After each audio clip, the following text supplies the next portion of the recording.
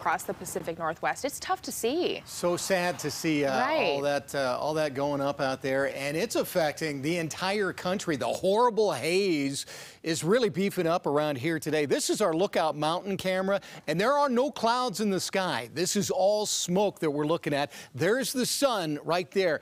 Hard to believe we could point the camera right at the sun and blow it out with all the brightness. You could see just how thick that haze is this morning. It's all smoke, and it's all revolving around a big high that's kind of been wobbling around the southwest and the western and the southern part of the nation all summer long, and now it's in the perfect position to pull this smoke right into the central Rockies. If we look at the smoke forecast, anything that's colorized on this map is smoke. Okay, you take a look, it's affecting the entire nation. We've got smoke down in Atlanta, up around the Great Lakes, up into Canada, up across the Dakotas, down in Dallas, right around the Rockies here, and of course the Pacific Northwest is in the thick of it. Now, here's the forecast today. Now, we are right now in kind of a moderate smoke pattern here. We're going to tap into this big blob that's right over Wyoming. Watch as it drops right down over the Front Range here, increases the smoke this afternoon. Then, as this high starts to slide slowly into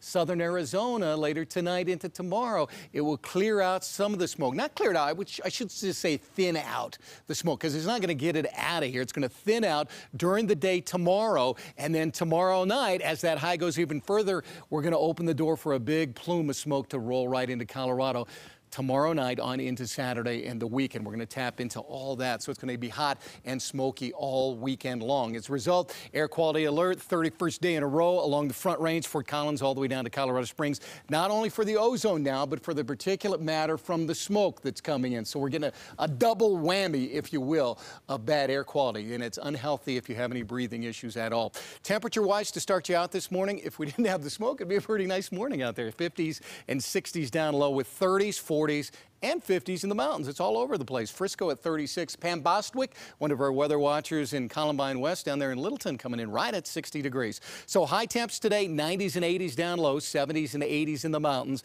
And there will be a couple of high-based, dry, gusty storms kicking up in the mountains and the foothills. Not expecting much in the way of rain, just some wind from those. So one good thing, that will not create a flood threat in the burn scars for today. So low to mid 90s today, all the way through the weekend. We might get an isolated storm tomorrow afternoon, but it's going to be hot and dry for most of us all the way through Sunday. If you're going to the Rockies game, you're going to have to hydrate, and it's going to be very smoky all the way through the period, it looks like, guys. It's amazing we have a whole forecast for smoke. Yeah, I know. I know, right? Just about. Yeah, thank you, Dave. You bet.